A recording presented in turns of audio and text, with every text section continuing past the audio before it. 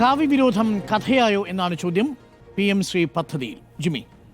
കാവ്യ വിരോധം CPM വളരെ ആത്മാർത്ഥമായി പറയുന്നൊരു നിലപാടാണെന്നുള്ളതാണ് എൻ്റെ വിശ്വാസം.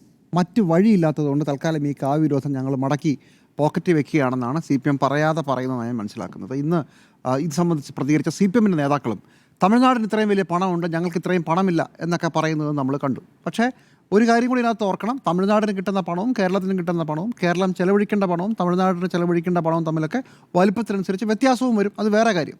പക്ഷേ അടിസ്ഥാനപരമായി ഈ കാര്യത്തിൽ പറയുന്ന ഒരു പ്രധാനപ്പെട്ട വാദം തമിഴ്നാട് പോലെ നമുക്ക് ഫൈറ്റ് ചെയ്യാൻ പറ്റില്ലപ്പോൾ, അതുകൊണ്ട് നമ്മൾ വിടുകയാണ് എന്ന് ഇപ്പോഴേ ഏതാണ്ട് പറഞ്ഞു കഴിഞ്ഞിരിക്കുകയാണെങ്കിൽ CPI കൂടെ കൺവിൻസ് ചെയ്യിച്ചാൽ മതി എന്നാണ് ഞാൻ വിചാരിക്കുന്നത്. പക്ഷേ ഇതിനകത്തൊരു അടിസ്ഥാനപരമായ ചോദ്യം, സത്യത്തിൽ എന്താണ് അടിസ്ഥാനപരമായി നാഷണൽ എഡ്യൂക്കേഷണൽ പോളിസി 2020 ആ പോളിസി വരുമ്പോൾ എന്താണ് സംഭവിക്കുക എന്നുള്ളതിനെക്കുറിച്ച് മുതൽ നമ്മൾ ചർച്ച ചെയ്യണം. ഇത് മൊത്തം കാര്യങ്ങളും BJP അങ്ങ് വീട്ടിൽ കൊണ്ടുപോകും എന്ന് പറയുന്ന ഒരു നറേറ്റീവിനകത്ത് എന്തൊക്കെയാണ് സംഭവിക്കുക എന്നുകൂടെ ആലോചിക്കണം. അടിസ്ഥാനപരമായി സ്കൂളിൻ്റെ വിദ്യാഭ്യാസത്തിൻ്റെ സ്ട്രക്ചർ മാറും എന്നുള്ളതാണ്. ഇപ്പോൾ ഉദാഹരണത്തിന് നമുക്കിപ്പോൾ +2 ആണ് നമ്മൾ അംഗീകരിച്ചിരിക്കുന്നത്. പുതിയ എഡ്യൂക്കേഷണൽ പോളിസി അനുസരിച്ച് ആ പോളിസിയിൽ അത് +4 ആണ്. 9, 10, 11, 12 അത് നമ്മുടെ +2 പുറത്തെടുത്താൽ 10+2+3+2 ഇതാണ് ഇപ്പോഴത്തെ രീതി. അത് മാറി 4ാം വയസ്സിലൊരു കുട്ടി നമുക്കിപ്പോൾ സ്കൂളിൽ ചേരുന്നതിന് പകരം ആ കുട്ടിയെ 3ാമത്തെ വയസ്സിൽ ചേർക്കണമെന്നും 5+3+3+4 ഏറ്റവും അവസാനത്തെ 4 ആണ് 9, 10, 11, 12 ഇങ്ങനെ ഈ സ്ട്രക്ചർ മാറണം എന്നുള്ളതാണ് നാഷണൽ എഡ്യൂക്കേഷണൽ പോളിസിയിൽ പറയുന്ന ഒരു പ്രധാനപ്പെട്ട ഘടകം. ഇത് നമ്മൾ ഒരു കാരണവശാലും അംഗീകരിക്കുന്നില്ല. ഇത് നമ്മുടെ മൊത്തം സ്ട്രക്ചറിനെ മാറ്റം വരുത്തുക എന്നത് മുതൽ നാഷണൽ എഡ്യൂക്കേഷണൽ പോളിസിയിൽ നമുക്ക് ഒരുപാട് തർക്കങ്ങളുണ്ട്. അത് ഇടതുപക്ഷം വളരെ ശക്തമായി ഉന്നയിച്ചതുമാണ്. അതിനകത്ത് പ്രൈവറ്റൈസേഷനുണ്ട്, അതിനകത്ത് വർഗീയവൽക്കരണമുണ്ട്, ടെക്സ്റ്റ് ബുക്കുകളുടെ മാറ്റത്തിരിക്കലുകൊണ്ട് എല്ലാ കാര്യങ്ങളുമുണ്ട്. പക്ഷേ ഇതിനകത്ത് ഒരു പ്രധാനപ്പെട്ട ഒരു വിഷയം, നമ്മൾ PM ശ്രീയുടെ വിശദാംശങ്ങളിലേക്ക് പോകുമ്പോൾ കരിക്കുലം എങ്ങനെയാണ് മാറ്റുന്നത് എന്നതിനെക്കുറിച്ച് ഒരു ഭാഗം വായിക്കാം. ഇത് കരിക്കുലം PM ശ്രീയിലെ കരിക്കുലത്തെക്കുറിച്ച് പറയുന്ന ഭാഗമാണ്. Curriculum in PM Shri school shall follow the national curriculum framework / state curriculum framework developed in accordance with the new structure of the national education policy which is 5+3+3+4 എന്ന് വെച്ചാൽ നാഷണൽ കരിക്കുലം ഫ്രെയിംവർക്കും ഒരു state curriculum ഫ്രെയിംവർക്കും ഉണ്ട് എന്നാണ് ഇതിനകത്ത് മനസ്സിലാക്കേണ്ടത്. അപ്പോൾ എന്താണ് national curriculum framework, എന്താണ് state curriculum framework? National curriculum framework ഞാൻ മനസ്സിലാക്കുന്ന അനുസരിച്ച് അത് CBSE സ്കൂളുകൾക്കാണ്. സ്റ്റേറ്റ് കരിക്കുലം ഫ്രെയിംവർക്ക് സ്റ്റേറ്റ് ബോർഡുകൾക്കുള്ളതാണ്, അതായത് കേരളത്തിലുള്ള സ്കൂളുകൾക്കുള്ളതാണ്. എന്ന് വെച്ചാൽ സംസ്ഥാന സർക്കാരുകൾക്ക് ഒരു റോൾ ഉണ്ട് എന്നാണോ മനസ്സിലാക്കേണ്ടത്? ഞാൻ സംസാരിച്ച ചില വിദ്യാഭ്യാസ വിദഗ്ധർ പറയുന്നത് അങ്ങനെയാണ്. ഇവിടുത്തെ ടെക്സ്റ്റുകൾക്കൊക്കെ ഈ രീതിയിൽ തന്നെ ചെയ്യാവുന്നതാണ്. ഇപ്പോൾ ഉദാഹരണത്തിന് നാഷണൽ എഡ്യൂക്കേഷൻ പോളിസി നടപ്പിലായിട്ട് 2020 നടപ്പിലായതാണ്. നമ്മൾ 5 വർഷം കഴിയുന്നു. ഏത് ടെക്സ്റ്റ് ബുക്കാണ് മാറിയത്? CBSE ടെക്സ്റ്റ് ബുക്കുകളാണ് മാറിയത്, ICSE ടെക്സ്റ്റ് ബുക്കുകളാണ് മാറിയത്, SLC ടെക്സ്റ്റ് ബുക്കുകൾ മാറിയതായി നമുക്കറിയാമോ? നമ്മൾ NEP ഇംപ്ലിമെൻറ്റ് ചെയ്തില്ല. അല്ല, NEP ഇംപ്ലിമെൻറ്റ് ചെയ്യുക എന്ന് പറഞ്ഞാൽ ഇതിനകത്ത് ഞാൻ വായിച്ചത് നാഷണൽ കരിക്കുലം ഫ്രെയിംവർക്കും സ്റ്റേറ്റ് കരിക്കുലം ഫ്രെയിംവർക്കും രണ്ട് സ്പേസ് ഉണ്ട്. അപ്പോൾ സ്റ്റേറ്റ് കരിക്കുലം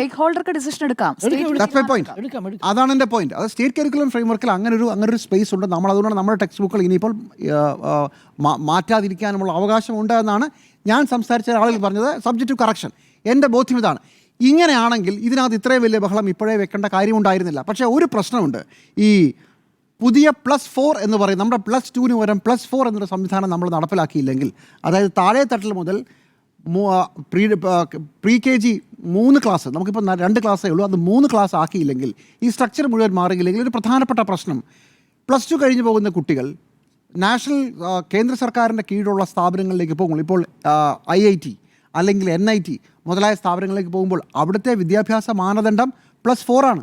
അപ്പോൾ +2 പഠിക്കുന്ന കുട്ടിക്ക് അവിടെ പഠിക്കാൻ പറ്റുമോ? ഒരു പ്രശ്നമുണ്ട്. അതേസമയം CBSE ഈ സാധനം നടപ്പിലായിക്കൊണ്ടിരിക്കുകയാണ്. കേന്ദ്രീയ വിദ്യാലയത്തിൽ ഇതിനകം വന്നു കഴിഞ്ഞു. കേന്ദ്രീയ വിദ്യാലയത്തിൽ വന്നു, CBSE വന്നുകൊണ്ടിരിക്കുകയാണ്. അപ്പോൾ CBSE കുട്ടികൾക്ക് ഈ സെൻട്രൽ ഗവൺമെൻറ്റിന് കീഴിലുള്ള സ്കൂൾ ഓഫ് എക്സലൻസിലേക്ക് അഡ്മിഷൻ വരുമ്പോൾ നമ്മുടെ കുട്ടികൾക്ക് ഇത് കിട്ടാതെ പോകുന്ന ഒരു സാഹചര്യം വരുമോ? ചുരുക്കത്തിൽ കേന്ദ്ര സർക്കാർ നമ്മളെ വളഞ്ഞു പിടിച്ചു കഴിഞ്ഞു ഈ സ്ട്രക്ചറിൻ്റെ കാര്യത്തിൽ എന്നതാണ് പ്രശ്നം. ഇപ്പോൾ തന്നെ കേരളത്തിൽ 30% കുട്ടികൾ 2020 കണക്കനുസരിച്ച് നാഷണൽ സാമ്പിൾ സർവേയുടെ കണക്കനുസരിച്ച് 30% കുട്ടികൾ CBSE സ്കൂളുകളിലാണ് പഠിക്കുന്നത്. ബാക്കി 70% സ്റ്റേറ്റ് ബോർഡിലേക്ക് പോയിരിക്കുന്നത്. ഈ 30% കുട്ടികൾക്കും കുഴപ്പമില്ല, അവരുടെ ടെക്സ്റ്റ് ബുക്കുകളും മാറും.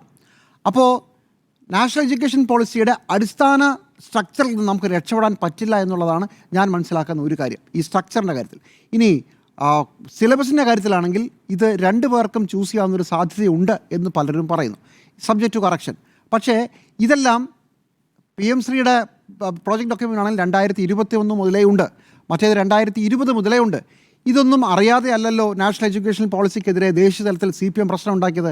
അതിൻ്റെ കാരണം അത് CBSE സ്കൂളുകളിലായാലും സ്റ്റേറ്റ് സ്കൂളുകളിലായാലും ഇങ്ങനെ മാറ്റാൻ പറ്റില്ല, സിലബസുകൾ മാറ്റാൻ പറ്റില്ല, NCERTയുടെ സിലബസുകൾ മാറ്റാൻ പറ്റില്ല എന്ന വിശാലമായ രാഷ്ട്രീയ നിലപാടിൻ്റെ അടിസ്ഥാനത്തിലാണ്. പക്ഷേ അത് സ്റ്റേറ്റ് സിലബസിലേക്ക് വരുമ്പോൾ അത് നമുക്ക് നമ്മുടെ നിലപാടുകൾ ഉറപ്പിച്ച് നിർത്താം എന്നുള്ളതാണ് ഇതിനകത്തൊരു ലൂപ്പ് ഹോളായി പലരും പറയുന്നത്. അപ്പോൾ നമുക്കിത് ചെയ്യാവുന്നതാണ് എന്ന് ഞാൻ കരുതുന്നു. അങ്ങനെയാണെങ്കിൽ ഇത്രയും കാലം എന്തിനായിരുന്നു ബഹളം വെച്ചത്? ഇത് 2021 ഇത് വരുമ്പോഴേ ഇതിനകത്ത് ഇങ്ങനെ ഒരു കാര്യമുണ്ടെങ്കിൽ അതിനകത്തൊരു ക്ലാരിഫിക്കേഷൻ അന്നേ പറയണ്ടേ. അപ്പോൾ ഞാൻ വിചാരിക്കുന്നത് ഇപ്പോൾ CPM-ൻ്റെ ദേശീയ ജനറൽ സെക്രട്ടറിയും വിദ്യാഭ്യാസ മന്ത്രിയും പറയുന്നത് നമുക്ക് ഈ പണം വാങ്ങിച്ചുകൊണ്ട് നമുക്ക് നമ്മുടെ നിലപാടിൽ ഉറച്ചു നിൽക്കാമെന്നാണ്. ഈ ഒരു വരി വായിക്കുമ്പോൾ അതിനകത്ത് അങ്ങനെ രൂപകൾ ഉണ്ട് എന്നാണ് ഞാൻ വിചാരിക്കുന്നത്. അപ്പോൾ 2021 ഇതിനെതിരെ പറഞ്ഞു തുടങ്ങുമ്പോൾ ഇത് അറിയില്ലായിരുന്നു, അതോ ഇത് അറിഞ്ഞിട്ട് മനഃപൂർവ്വം കാവ്യവൽക്കരണത്തിന് ഞങ്ങൾ പടപൊരുതുകയാണെന്ന് പറഞ്ഞ് ബഹളം വെച്ചതാണോ, അതോ ഇത് ആരും പറഞ്ഞു കൊടുത്തില്ലേ? നമ്മുടെ നാട്ടിൽ ഈ കമ്മ്യൂണിസ്റ്റ് പാർട്ടിയെക്കുറിച്ച് ഒരു പ്രധാനപ്പെട്ട കാര്യം പറയും. ഒരാൾ നമുക്കെതിരാണെങ്കിൽ അമേരിക്കൻ ചാരൻ എന്ന് വിളിക്കലാണ് ഏറ്റവും പ്രധാനപ്പെട്ട ഒരു പരിപാടി. എന്തു പറഞ്ഞാൽ അമേരിക്കൻ ചാരനാണ്. ഓർമ്മയുണ്ടോ, തോമസ് ഐസക്കിൻ്റെ കൂടെ ഒരു പ്രൊഫസർ പുസ്തകം എഴുതിയപ്പോൾ അയാളെ റിച്ചാർഡ് ഫ്രാങ്ക്ലി അമേരിക്കൻ ചാരനാണെന്ന് പറഞ്ഞ അവസാനം തെളിയിക്കാൻ പറഞ്ഞപ്പോൾ പാഠഭേദം മാസികയുടെ കക്ഷി പറഞ്ഞത് അല്ല, ഞങ്ങൾ പണ്ട് മുതലേ ഞങ്ങളെ എതിർക്കുന്നവരെ വിളിക്കുന്നത് CA ചാരനാ, അതുകൊണ്ട് വിളിച്ചെന്നേ ഉള്ളൂ, പ്രത്യേകിച്ച് തെളിവൊന്നുമില്ല എന്ന് പറഞ്ഞിരുന്നു. CPM-ൻ്റെ കമ്മ്യൂണിസ്റ്റ് പാർട്ടികളുടെ മൊത്തത്തിൻ്റെയും പണ്ട് മുതലേ ഉള്ളൊരു തന്ത്രമാണ് ഒരു ശത്രുവിനെ ഉണ്ടാക്കുക, ആ ശത്രുവിനെ നിരന്തരം പുലഭ്യം പറഞ്ഞുകൊണ്ടിരിക്കുക. പണ്ട് അമേരിക്കയാണ്, CA ആണ്, ഇപ്പോൾ BJP ആണ്, കാവ്യവൽക്കരണമാണ്. ഇതിനകത്ത് ഇതിൻ്റെ ഗൗരവത്തെ ഒട്ടും ചോർത്തിക്കളഞ്ഞുകൊണ്ടല്ല ഞാൻ പറയുന്നത്. ഈ വിഷയത്തിൽ ദേശീയ തലത്തിൽ NCERT ടെക്സ്റ്റ് ബുക്കുകൾ കുളം തോരുന്ന ഒരു പരിപാടി BJPക്കുണ്ട്. ആ BJPയുടെ ആ നിലപാടിനെ എതിർക്കുക തന്നെയാണ് രാഷ്ട്രീയ ലൈൻ. പക്ഷേ കേരളത്തിൽ നിങ്ങൾക്ക് ഇങ്ങനെ ലൂപ്പ് ഹോൾ ഉണ്ട് എന്ന് നിങ്ങൾക്കറിയാമായിരുന്നെങ്കിൽ, അതുപോലെ തന്നെ +4 എന്ന് പറയുന്ന പുതിയ വിദ്യാഭ്യാസ സ്ട്രക്ചർ നിങ്ങൾക്ക് രക്ഷപ്പെടാനാവില്ല എന്ന് ഉറപ്പായിരുന്നെങ്കിൽ കുറച്ച് നേരത്തെ ഈ കാര്യങ്ങൾ എന്തുകൊണ്ട് പറഞ്ഞില്ല എന്നുള്ളതാണ് എൻ്റെ അടിസ്ഥാനപരമായ ചോദ്യം. ഇത് അന്നേ ചെയ്യണ്ടേ? എന്ന് മാത്രമല്ല, ഞാൻ ഉറച്ചു വിശ്വസിക്കുന്നു 2-3 വർഷം കഴിയുമ്പോൾ നിങ്ങൾ ഈ +4ലേക്ക് മാറേണ്ടി വരും, വേറെ വഴിയില്ല. അല്ലെങ്കിൽ നിങ്ങളുടെ കുട്ടികൾ NITയിലും അതുപോലെയുള്ള ദേശീയ വിദ്യാഭ്യാസ സ്ഥാപനങ്ങളിൽ നിങ്ങൾക്ക് കടക്കാനാവില്ല. അങ്ങനെ ഒരു പ്രശ്നത്തിലേക്ക് വരും. അപ്പോൾ വളരെ ന്യായമായിട്ടും ഇത് മാറ്റേണ്ടിയും വരും. കേരളം എന്തുകൊണ്ടാണ് കുറച്ച് വൈകി മാത്രം ഇത്തരം കാര്യങ്ങൾ ചിന്തിക്കുന്നത് എന്നുള്ളതാണ് എൻ്റെ ബലമായ സംശയം.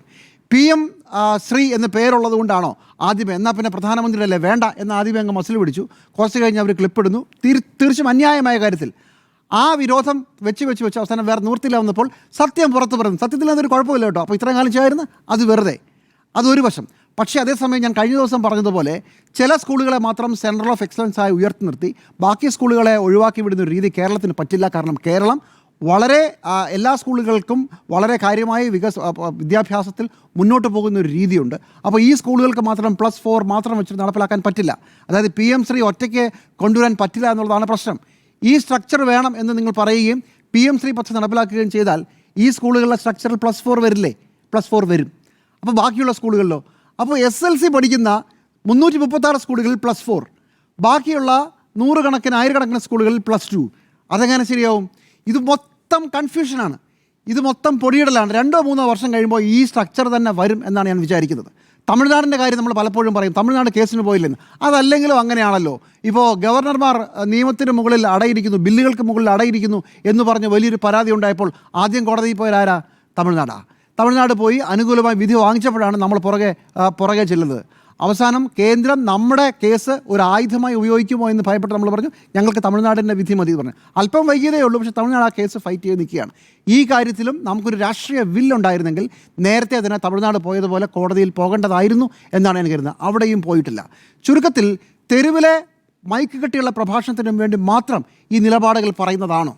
അതല്ലെങ്കിൽ നിങ്ങൾ ഇപ്പോൾ പറയുന്നു ഇത് നടപ്പിലാക്കിയാൽ ഒരു കുഴപ്പവുമില്ല എന്ന് പറയുന്നു. അങ്ങനെയാണെങ്കിൽ 3 വർഷം മുമ്പ് എന്തുകൊണ്ട് യാതൊരു കുഴപ്പവും എല്ലാ കുഴപ്പവും ഉണ്ടെന്ന് നിങ്ങൾ പറഞ്ഞു? ഇത് തമ്മിൽ കോൺട്രാക്ട് ചെയ്യുന്നില്ല. കോൺട്രാക്ട് ചെയ്യുന്നു എന്നുള്ളത് ഒന്ന്. 2, നിങ്ങളിപ്പോൾ പറയുന്ന അനുസരിച്ചാണെങ്കിൽ ഈ പറയുന്ന ചില സ്കൂളുകളിൽ മാത്രം നടപ്പിലാക്കി ബാക്കി പണം ഞങ്ങൾക്ക് വാങ്ങിക്കാം, അത് നടക്കില്ല. PM-ശ്രീയുടെ 336 സ്കൂളിൽ മാത്രമായി നിങ്ങൾക്ക് പുതിയ ഒരു വിദ്യാഭ്യാസ ശ്രേണി ഉണ്ടാക്കാൻ പറ്റില്ല എന്നുള്ളതാണ് എൻ്റെ വിശ്വാസം. ചുരുക്കത്തിൽ മൊത്തം കൺഫ്യൂസിംഗ് ആയിട്ടുള്ളൊരു സ്ഥിതിയാണ്.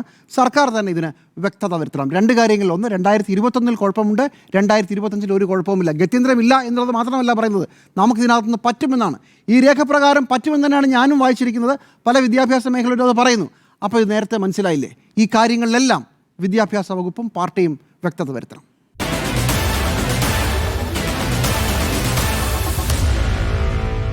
Meet the editors.